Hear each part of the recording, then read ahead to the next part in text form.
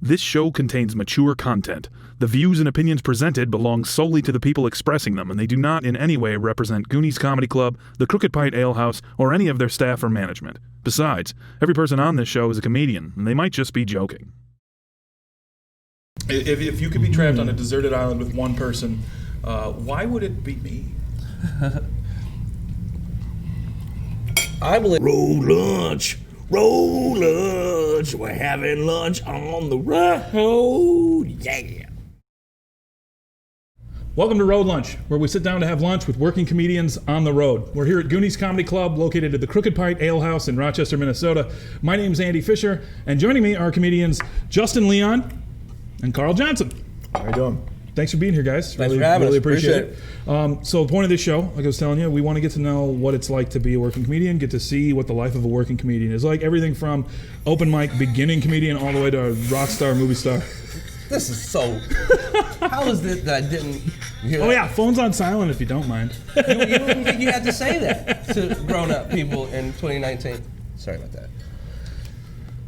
All right. I'll restart. We're ready. Okay. Sorry. Welcome to Road Lunch, where we sit down to have lunch with working comedians on the road. We're here at Goonies Comedy Club, located at the Crooked Pint Ale House in Rochester, Minnesota. My name's Andy Fisher, and joining me are comedians Justin Leon and Carl Johnson. Thanks for being here, guys. Really appreciate you coming to do the show. Thank you for having us.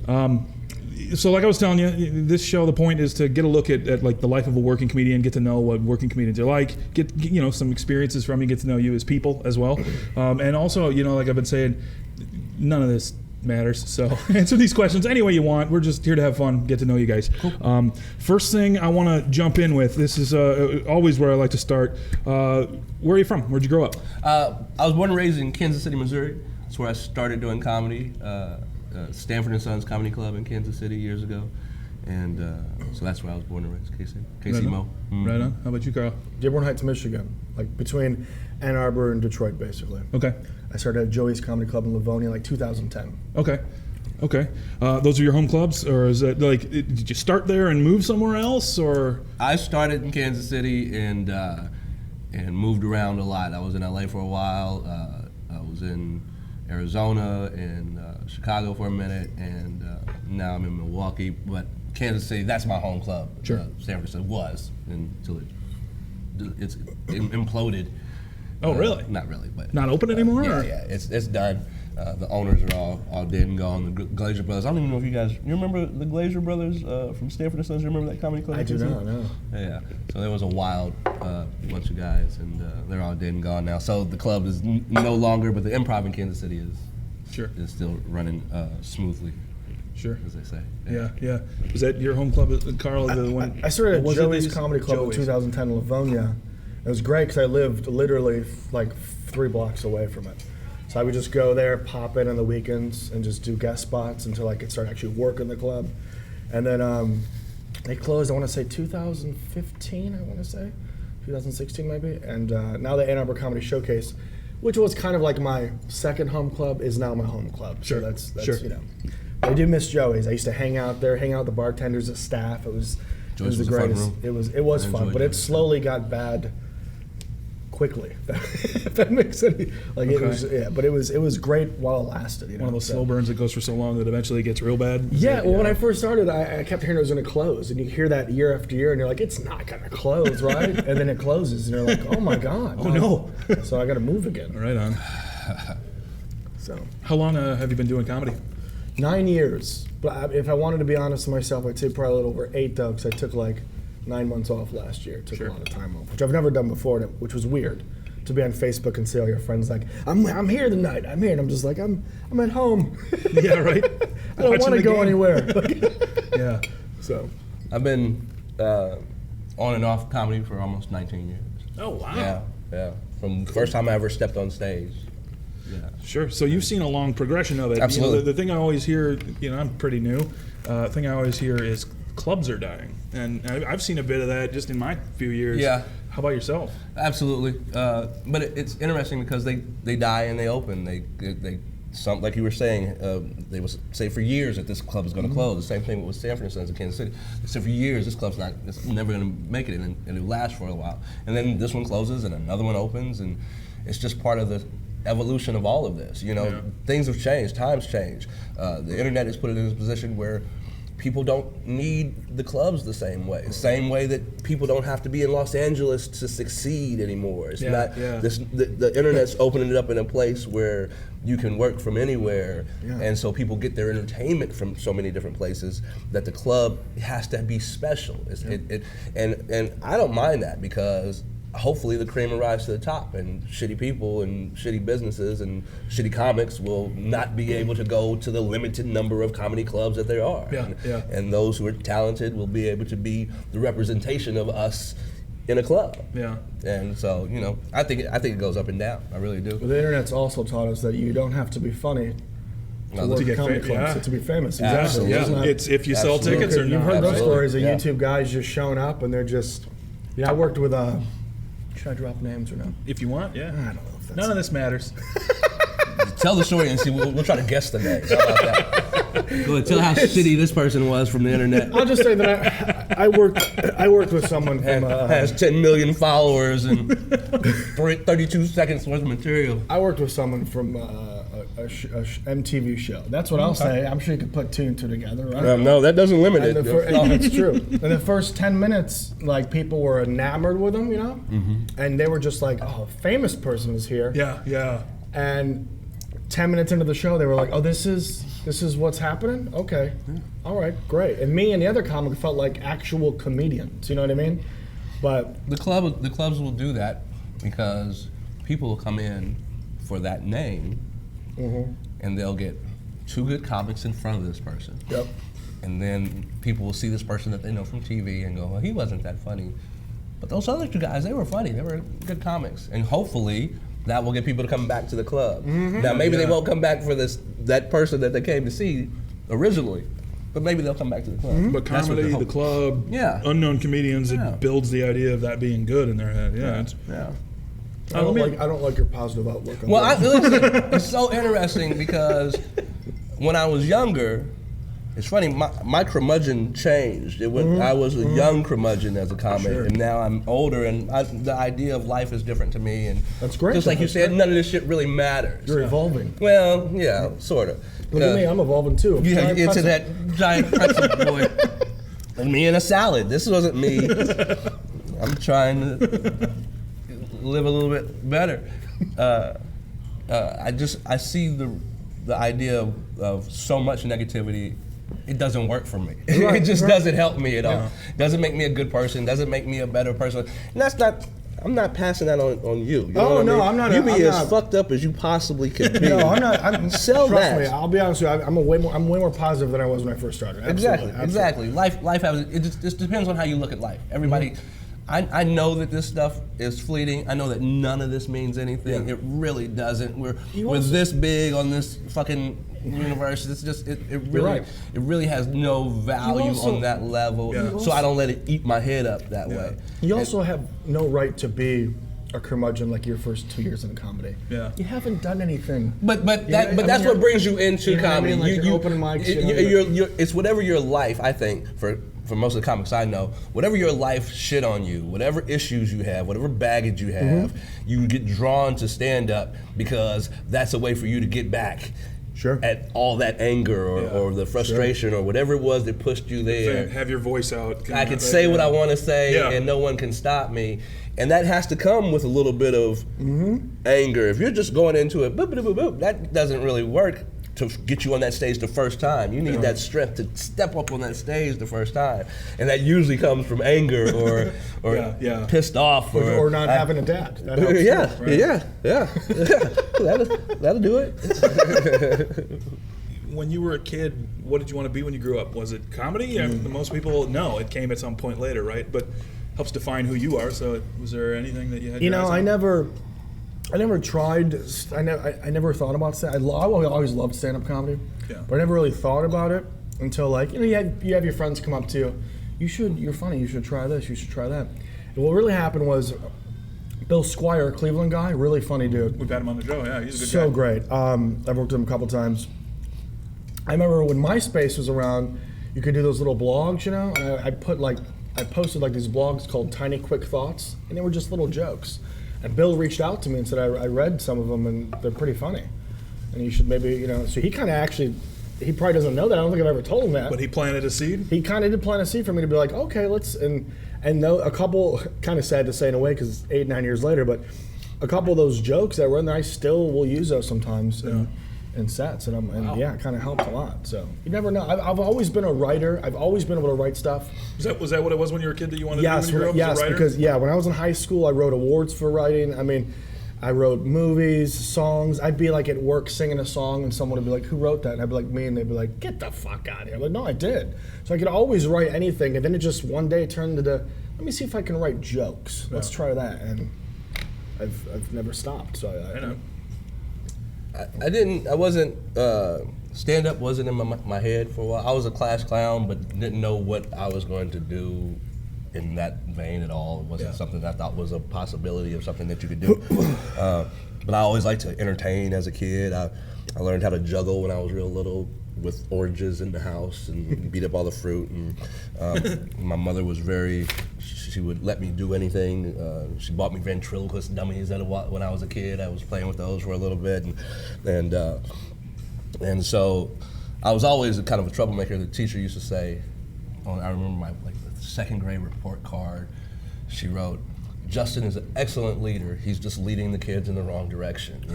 And that was the way I was. And so, and I come from a large family on my mother's side, and just funny people. Yeah. My family's funny. Everybody's got real quick senses of humor. Timing is really.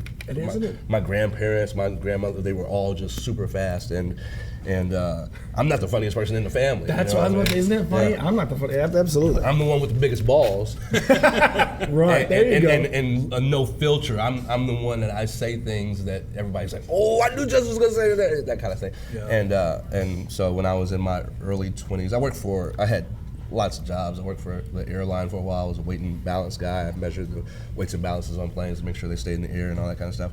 And I went to an aunt of mine was putting on a talent show, and she said she wanted me to do 15 minutes before the show, kind of a pre-thing. I'd never been on stage before, never written any material, and I wrote and did this thing.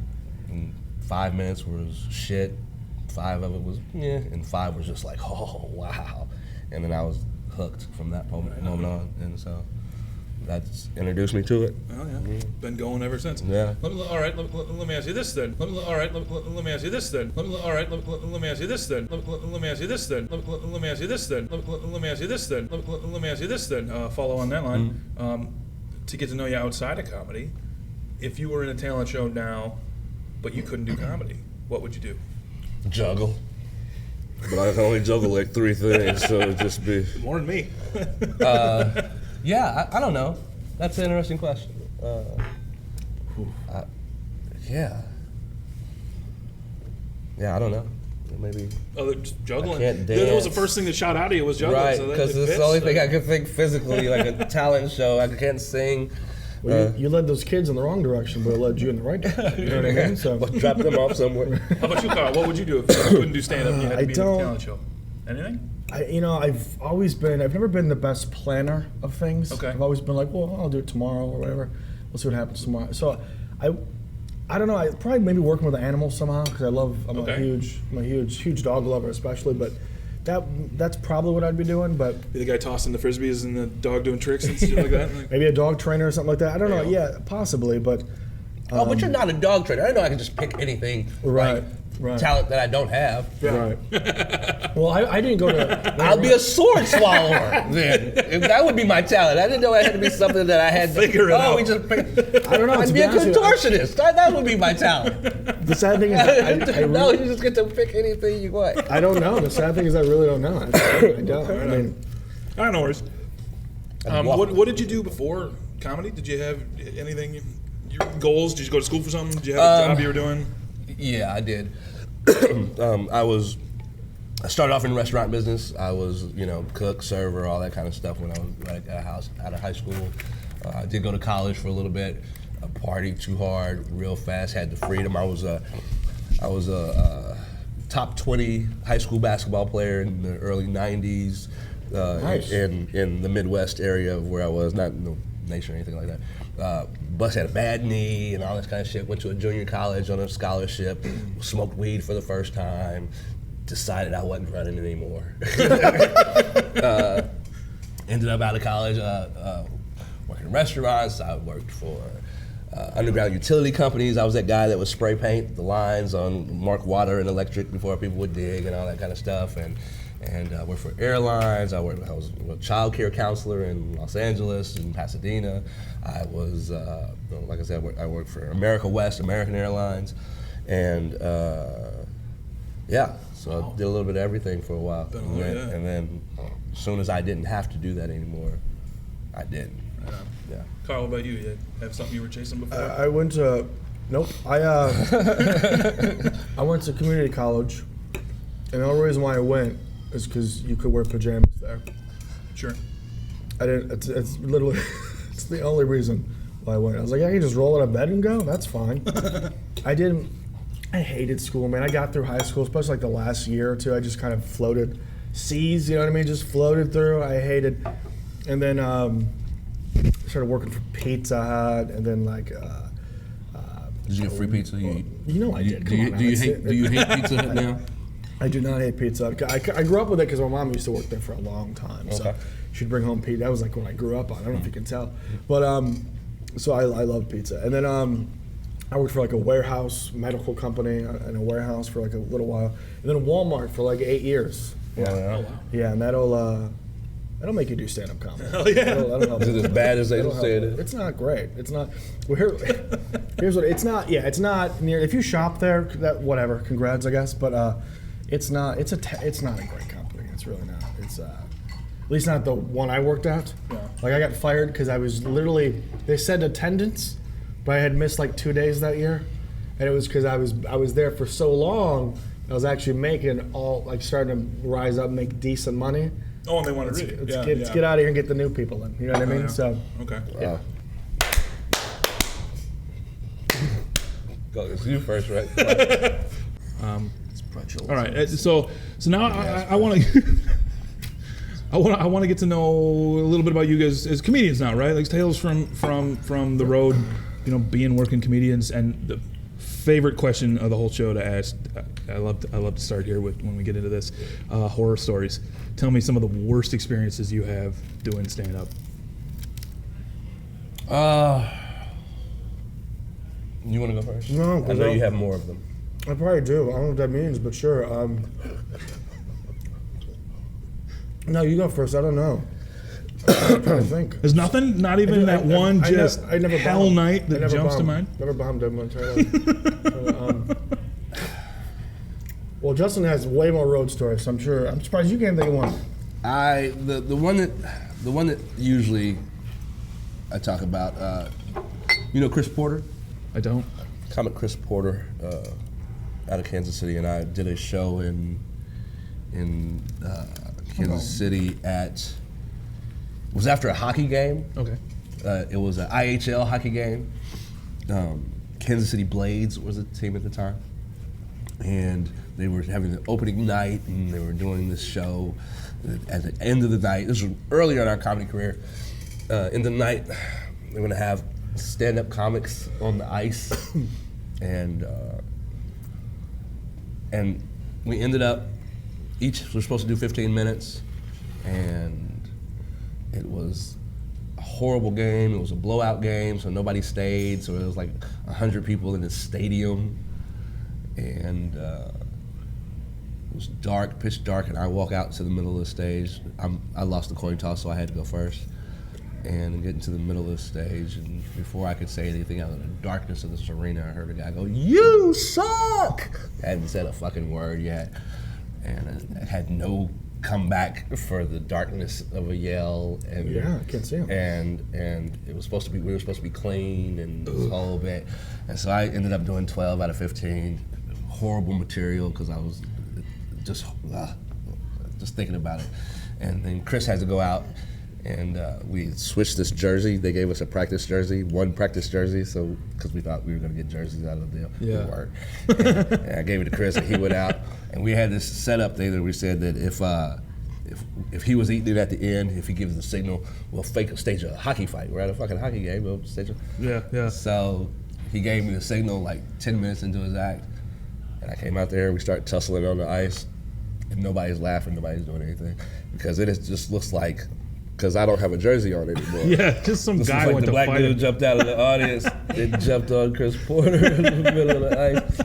It was horrible. We ended up staying up all night smoking weed and going to the club owner who booked it and getting the check before they could call and tell how horrible it was.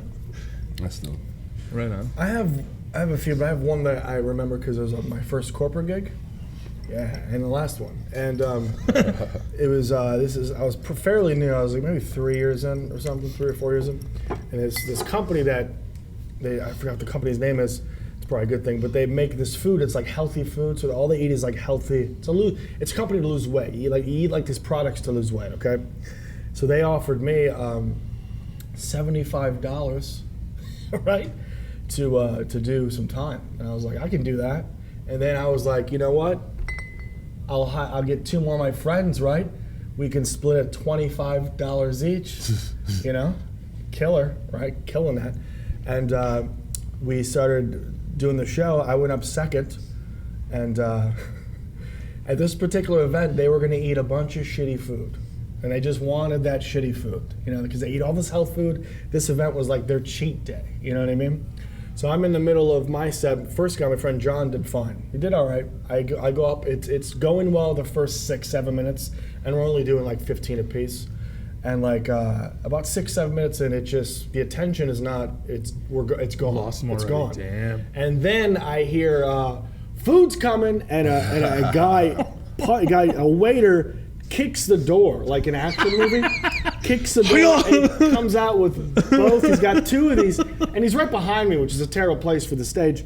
So he's like right behind me. Food's coming, and he comes out, and immediately everyone just goes, "Fucking food!" Right? Yeah. So I was not a professional yet. I was 2 or 3 years in. I should have just done the other 6 or 7 minutes, but I didn't. I just go, "Hey, here's your next comic," and my friend Nate was pissed at me for a very long time. food's out and I'm out. Jeez. I also had one where, what were we thinking about?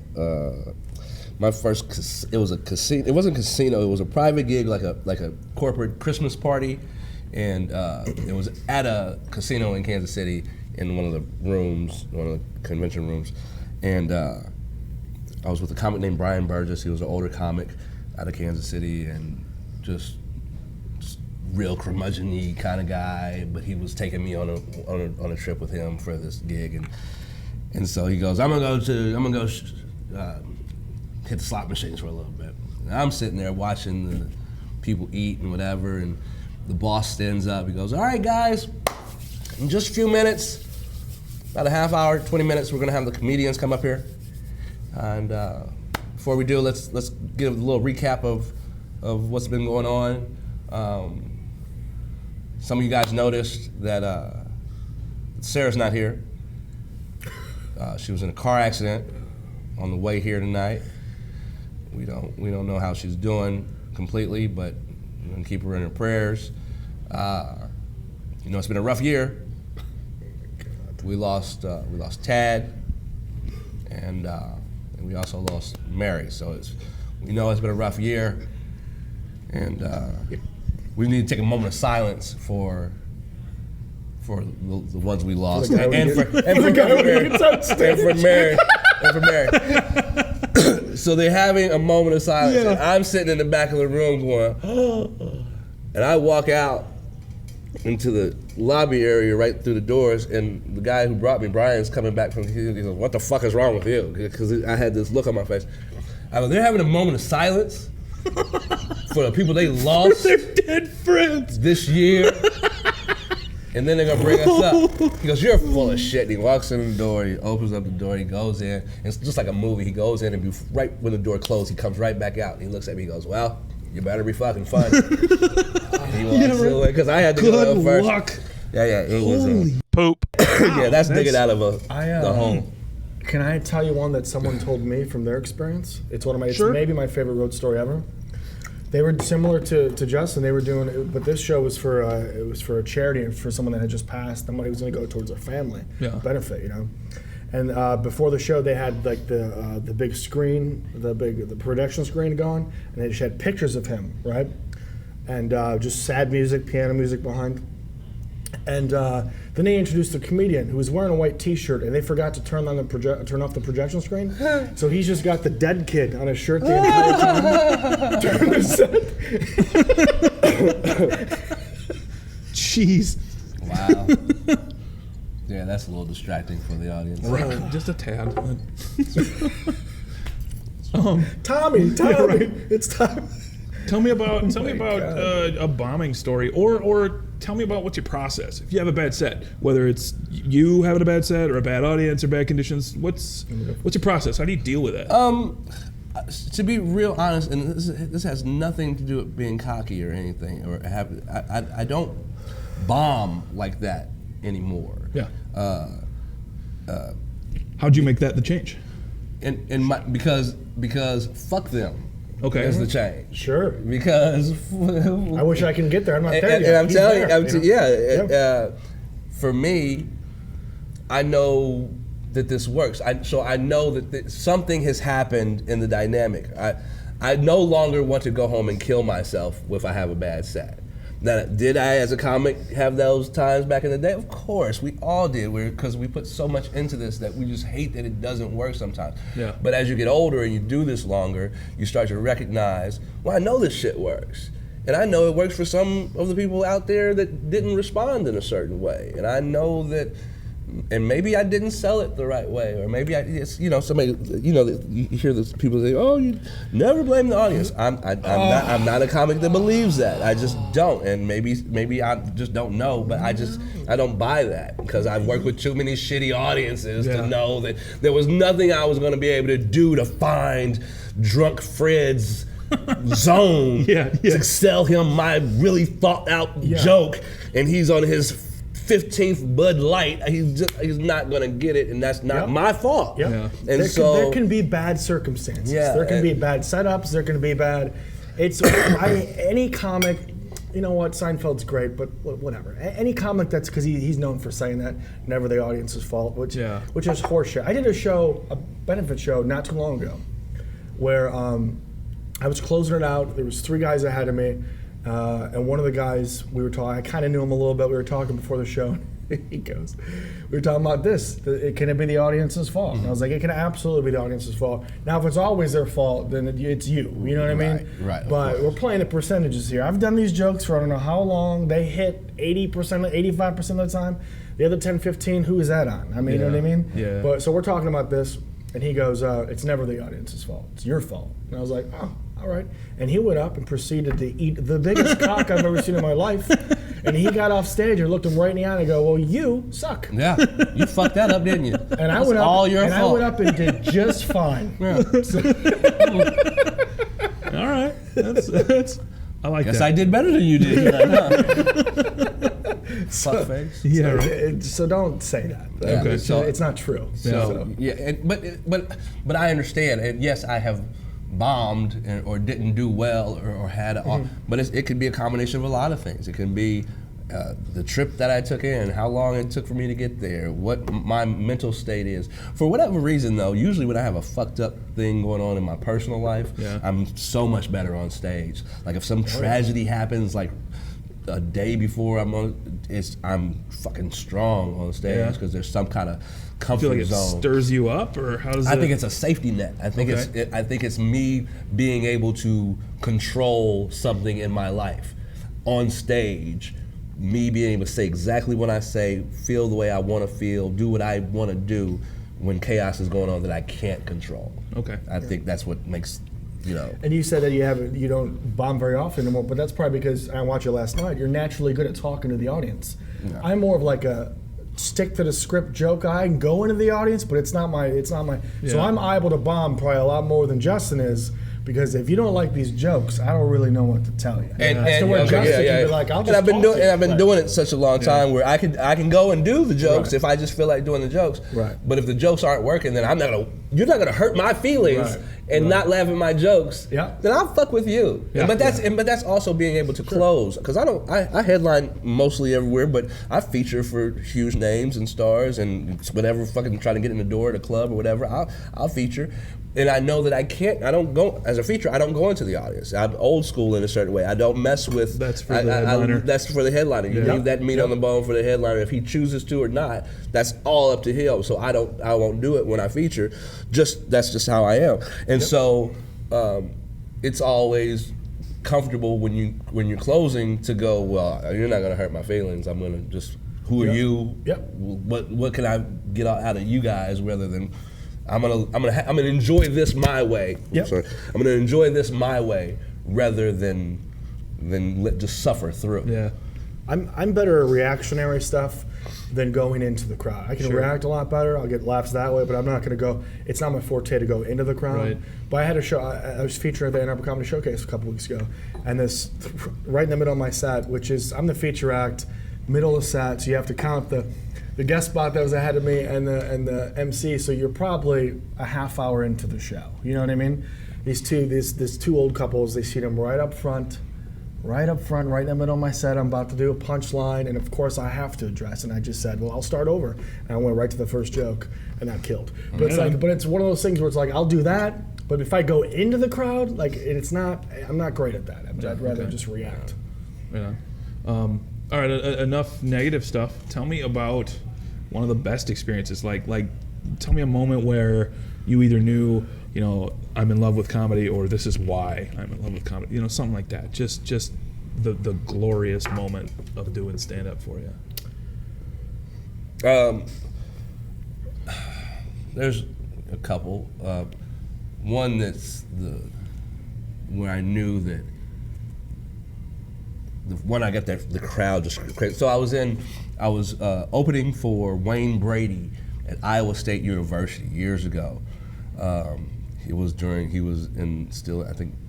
the Whose Line Is It kind of thing, and would have people, so it was this huge, not arena, but they had this gymnasium area where they had all the students and all this kind of stuff. The stage was like 15, 20 feet deep, and just it was going to be 4,000 kids in this thing, and so I get there. They kind of guide me, because I'm a young comic, and I'm a nobody, and they tell me which way to go, and I get into this big arena, and it's before the show, and only person I recognize, because I don't know my contact person, the only person I recognize, I see Wayne Brady over there kind of prepping, and so I kind of ease my way over a little bit, and I go, Mr. Brady, I'm going to be opening for you. My name's Justin Leon. And he looked at me and went, yeah, kind of. I was like, oh, okay, all right. So I kind of just left it alone, and so I found the lady, and we talked, and okay, Justin, you're going to do 35 up front, and then there's no alcohol or drugs here because last year there was an accident, so a couple kids got killed, so we can't have alcohol here. And this is the first time I've ever not had alcohol before I go on stage. I just didn't think about not having a beer or something before I go on stage. And so that was in my head, and so we're in this green room that it converted this athletic room into a green room, and I'm in the room, and Wayne Brady's in there, and Wayne Brady's all his crew, and the people that he's gonna do the singing and the dancing and all that, and we're just talking and shooting the shit, and I'm getting laughs in the green room, I'm getting some pretty good numbers, laughs or whatever. And I was like, okay, this gonna be fun. I can start loosening up, feeling a little better, whatever. And so Wayne Brady's assistant came over to me and said, can I speak to you for a second? And we went out into the hallway. She goes, Wayne's about to, get into his mode, so we need you to step out of the green room for a while. I was like, oh, okay. Now, the money was great. Let me mention this. Yeah, that's another reason why, it was phenomenal. It was the most money I had made for a 30-minute one-nighter ever at that point. And so we get we get there, and so I'm standing there, and then a few minutes later, the chick comes out and goes, so Wayne's only gonna need you to do 10 minutes? I was like, so does that mess with the money or anything? She goes, no, we're gonna pay you exactly what you, but we only need 10. I was like, oh, damn. And so, anyway, so they introduce me, I go out, and I just sea of kids, and I tell this joke, and it just, this is how it worked. The laugh was so huge that it went to the back of the room. I walked to the back of the stage, opened the water bottle, popped it, drank it, put it back down, walked to the front of the stage, and could still go, thank you, because there was still, the applause was that huge. And at that moment, I said, this is what I fucking want. I love this. Yeah. This is what I have to have. And I ended up doing 30. And I got off stage, and Wayne Brady walked past, and he goes, nice set. I said, I know. And I walked past. You mean to tell me Wayne Brady, the really super squeaky clean guy, is an asshole? I'm not saying he's an asshole because my positivity won't let me. But that night, he was asshole-ish. Sure. I'm not saying he's a bad guy. I don't know him personally. He was on Dave Chappelle's show. I love that bit that he did on Chappelle's show. Maybe he's not an asshole. Did you get in trouble for going along? No, they gave me my check. Right on. That's the only trouble I could have got in and not got paid, but I got paid. Cool. One more? Backwards? Think we can do it backwards? Start us off. All right. Consistent. Let's go here. Carl, you got terrible rhythm. Let's get this. You're rushing. You're rushing the beat. You hear it? I'm not the only one. You're the bad drummer. Too late. All right, here we go. Oh, Justin, you were ahead. I was whatever you did. Okay, here we go. All right, 1, 2, 3, 4.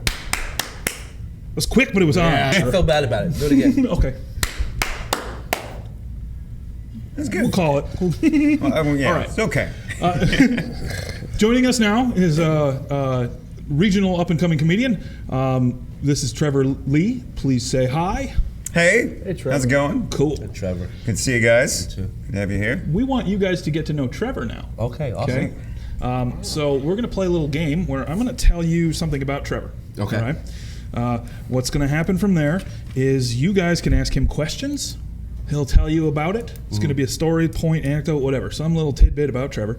And you get to mine him for the feel of it to see, is this true or is it false? Okay, then give us an answer, true or false. If you get it right, you get a point. Whoever has, out of the two of you, whoever gets the most points wins the game. And then you get to pick whatever kind of shot you want Trevor to do. He's a good sport. He's agreed to do it, and we encourage it to be gross. So when it's the guy who came up with the bit is a comic from the area named Zach Ashton, and I always would say he'll drink anything, and he's like, yeah, I will. I'm like, even a jar of pee, right? He'll do it. It's so have fun with it. A jar? It feels right, but no, he'll troop A through shot it. of pee, okay? A shot of pee. Oh yeah, sorry, it's a shot. Yeah, that's what we boiled it down to. So It's like the dating game. Yeah, right. Fuck with me. So we'll just dive right in. I'll tell you something about him, ask him about it if you want, and then tell me if it's true or false. At age 14, Trevor started smoking Camel Crushes to impress a senior high school girl.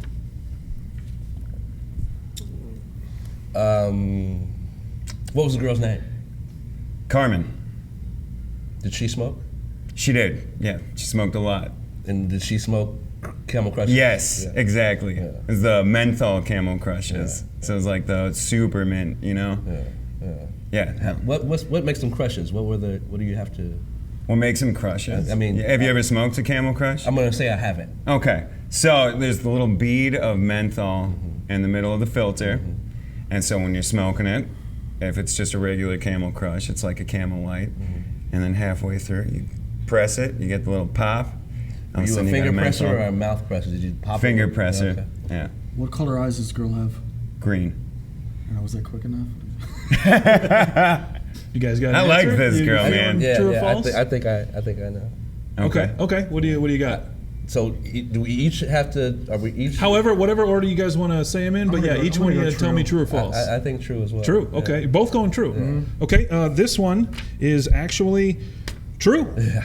Point for everybody. Okay. Justin and Carl both on the board right away. All right. Okay. Up next. Next point about Trevor.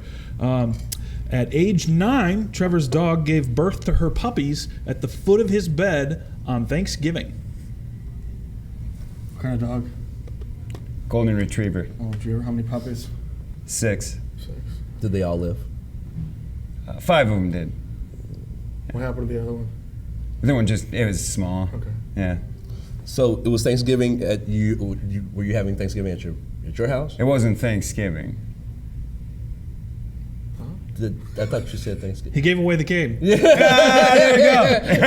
Liar! All right, do we have a true or false? That's false. Wasn't Thanksgiving. Carly, you got a true or false? Carl, what do you guess, man? False. No, They're both saying false. That one is actually false. It was Easter. It was Easter. Yeah, that was an embellishment. It was, yeah. It was actually my wife. All right, we gotta remember we gotta sell them. Yeah, we gotta keep it good. Okay. Next point for Trevor. He right. when attending MSU in Mankato. Yep. He minored in women's studies, but did not end up graduating. Why? What do you learn in women's studies? That's why I didn't graduate, man. That's not just shit on it. Like, there was some good classes. There was some good points. The issues that they would bring up, it was like, well, shit, nobody's talking about this, you know? Yeah. I'm friends with a bunch of dudes. They're hitting on girls. For example, what was one of the issues? One of the classes, yeah. Like, to get into the dark stuff, like sexual assault, and what do you do to help prevent that on campus and off, you know? What So I was- was like, what's that? What was the school? Mankato, MSU Mankato, Minnesota State University. What? Yeah. I think this isn't true. You have false? False. Saying false. Yeah. I'm gonna go true. True. We gotta We got our even first this split out point. All eventually. right. This one is actually false. He graduated. He got his degree. Okay. Wow, and that's not why I would. So we got a That's point not for why I Justin. went false. Interesting. What a loser. Yeah. All right. Next point about Trevor. In high school, he was kicked off the football team for streaking through a state park. Nah, the same guy does the women's studies. I'm automatically going false. On You're not this. even asking any I'm questions. not even asking any questions. Not even asking any questions. No, I don't know. You were on the football team? Yes, What position did you play? That's already false. I was defensive end. Oh, no, false. False. This is false. That's false. They don't even say it like that. We're both going false? No. We're both, okay. How dare you? How dare you? How dare you? All right, Go ahead. and the answer. This one is actually completely true. No! Yeah, nobody I gets a gotta point. show you pictures of me on the football team now. I'm down I'm gonna get that footage. I'm gonna send you guys the footage. Yeah, that's I was okay. a fast Am I down kid. I one wasn't a now? big Am I kid. down I was a one? fast kid. I'm down one. That's awesome. Yep. And So nobody scored a point. We're still 3-2. So you were streaking through where? It's called Flanders State Park Okay. in New Ulm, Minnesota. Okay. And someone found out. I don't know if someone, like, Oh, I was so it with a group wasn't- of people. Okay. It wasn't like I got caught. Okay. As someone found out, people vouched for it, and it was like, what the fuck are you doing? You got, Like, you can't ratted by admit this multiple stuff. people. Right, We did this together. Right. Yeah. But I was the only one on the football team. Oh, wow. So, Okay. yeah. Okay. All right. Next point about Trevor. His first girlfriend was all right. His first girlfriend was a long-distance relationship that was with a cam girl he met online through Omegle. Omegle. Omegle? Yeah. Yeah. Because It's like chat roulette. It's like modern chat roulette. What year was this? This was 2011. How old are you? I'm gonna be 29 soon. Okay. Yeah. So you were 21 at the time, Just about and 21. that was your first girlfriend. Yes. And you were a football player in high school. You streaked. You did all that thing. And 21 Yes. was it when you had your first girlfriend? Yes. a really wide range of just I don't know what the fuck I'm doing type. Yeah? Well, I mean, look at me, man. I'll let you choose first because you're in the hole, so you can make. I'll let you. You ask better questions. Go ahead. We didn't say how long I was dating this girl. Man. Do you still have more questions, or do you think you know where you're? I think I know where I'm going. Okay. Okay. You go first, Jason. False. Saying false. I'm gonna roll with that too as well. Both false? Yes. Okay. This one is actually 100% false. It was his worst girlfriend, not his first. So. Okay. Gotcha. There's just little detail Yeah, changes. yeah. Maybe not 100% false. Not but Thanksgiving, Easter. All right. sometimes get you with the slight, you know. So okay. Next point about Trevor. His parents are proud of him. He's a comedian. True. I'm not even Right on. asking any questions. Right on. Just the way he's sitting, I say true. But you say he's a comedian, so there's no way that. No, I'm joking when I say that. You definitely look like someone that their parents should be proud of them. You got the glasses. You definitely have. These are nice people. Easy. These are kind people. You did People go- believe in me. Yeah. You did go streaking now, and I think maybe that's when your parents were like, "We can't do this anymore." But I'm gonna go true as well. Going true. Yeah. Okay. This one is obviously false, so no points. I gotta You get it. You man, get trying to catch up. Yeah. God damn. You gotta This is your go opportunity. honestly, Yeah. We'll give you know. just a tap in. Okay. more do Next we have? point about Trevor.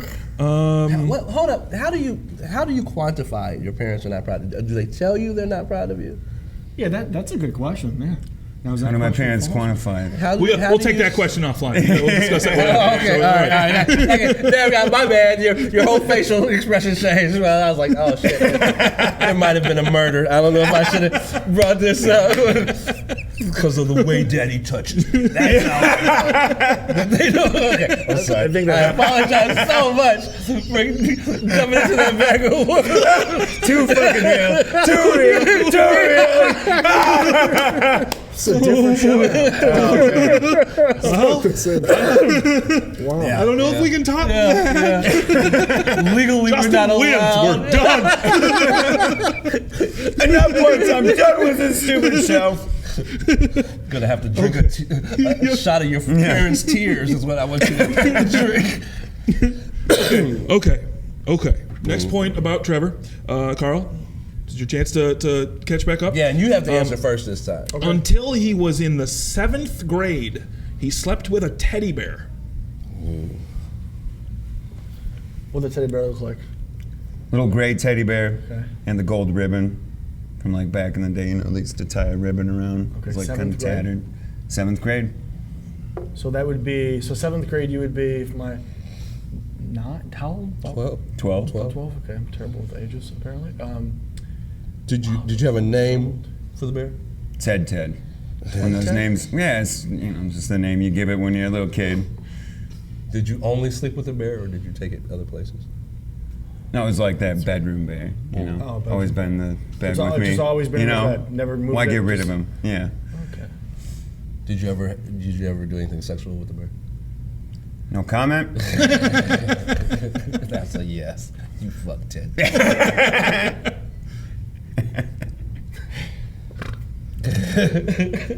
Man, coping methods. Okay.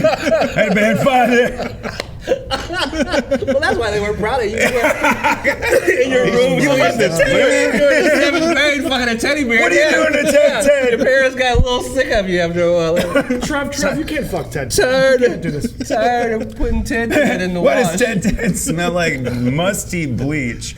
Ted is so crispy. What do you think there, bud?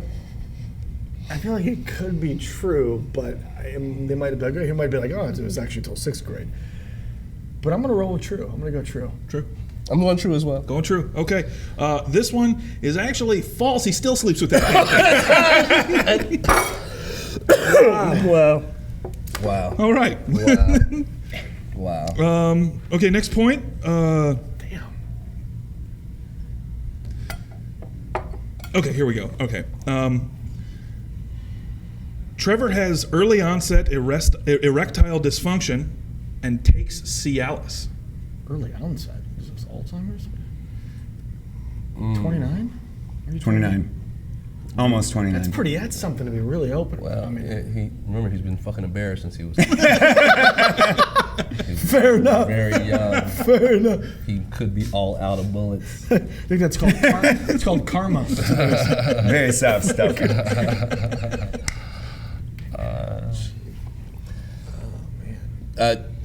When did it start? When did you start? You know. When did this start? Yeah, when did you realize? Few years ago. So you were like 26 at the time. Yeah. Did you go ahead, I'm sorry. No, go ahead. Did you go to the doctor for it? Yeah. Okay. And he said you have early onset. Yeah. It was like getting whiskey dick when you're not getting whiskey.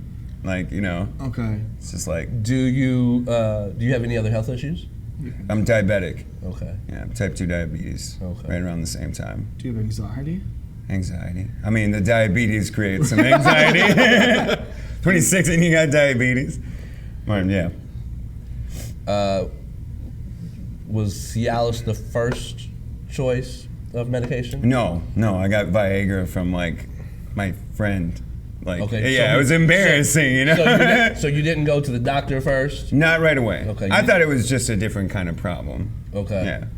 You thought you could knock it out with a couple of Yeah. Viagra and get back in. Yeah, exactly. You thought maybe if you. And the Viagra didn't help? Viagra kind of did it. You know, it was enough for me to be like, all right, when I'm taking like the few times I didn't like get a bottle of Viagra. You know, like it's take a few pills, it starts working again. Like, you know, the right way instead of pushing rope all the time. And then it was just like, you know, fuck it, I'm just gonna go to the doctor and What get did the this thing doctor figured say? out. Take Ted with you?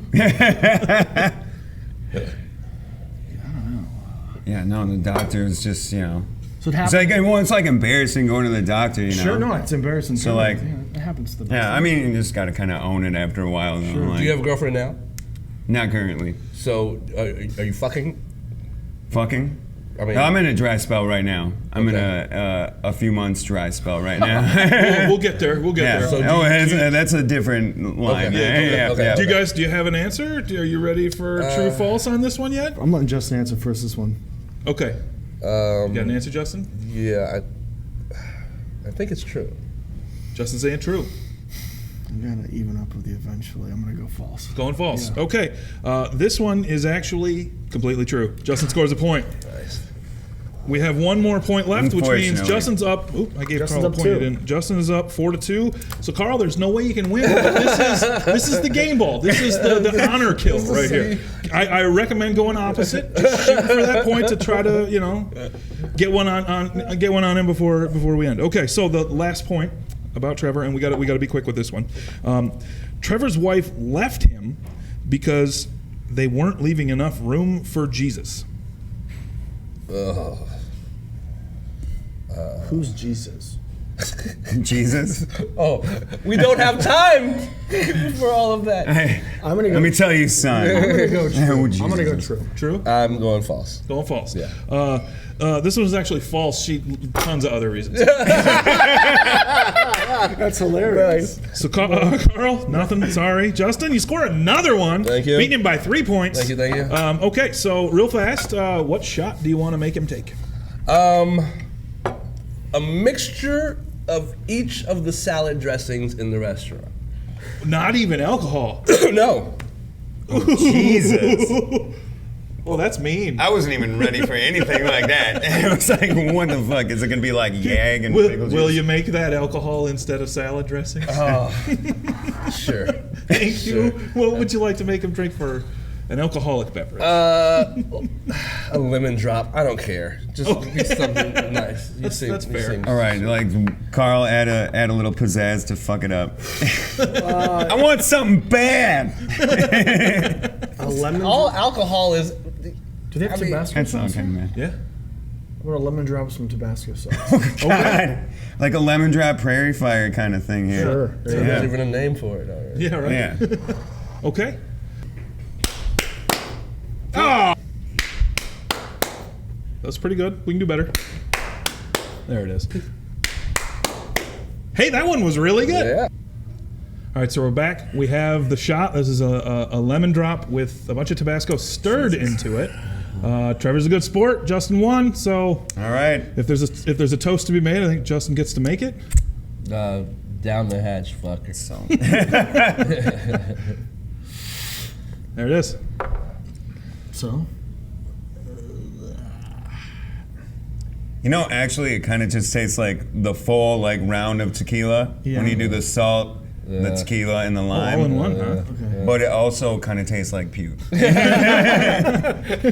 There's a vomit element to it. A slight vomity element to it. That Oh, yeah. little vomity aftertaste. That might be actual vomit. No complaints about the salt. The bartender, she had an idea. She goes, "How about salt instead of sugar on the rim?" And I'm like, "You're evil. I love it." And it didn't even Yeah. seem to faze you. I think if I wouldn't have tested it first, okay.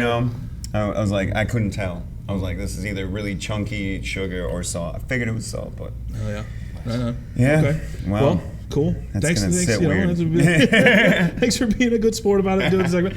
That's all for this episode of Road Lunch. Thanks for watching. Thank you to Goonies. Thank you to the Crooked Pint Ale House, and especially thank you to our guests Justin Leon and Carl Johnson. And thank you very much, Trevor, for being here, being a good sport, Of course, and thanks for doing the having spot.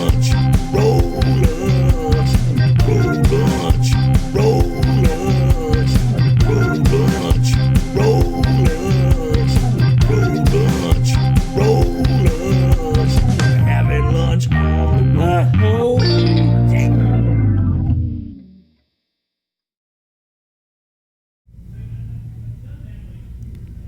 All right, so check me out at Mr. Justin Leon on Instagram and Justin Leon on Twitter. My schedule and everything will be up there. You'll see what's coming up next for me and all that kind of stuff. Had a blast. Thanks. just follow me at Carl Does Stuff on Twitter and Carl Johnson is Funny on Instagram if you like pictures of dogs. That's about it. I like dogs.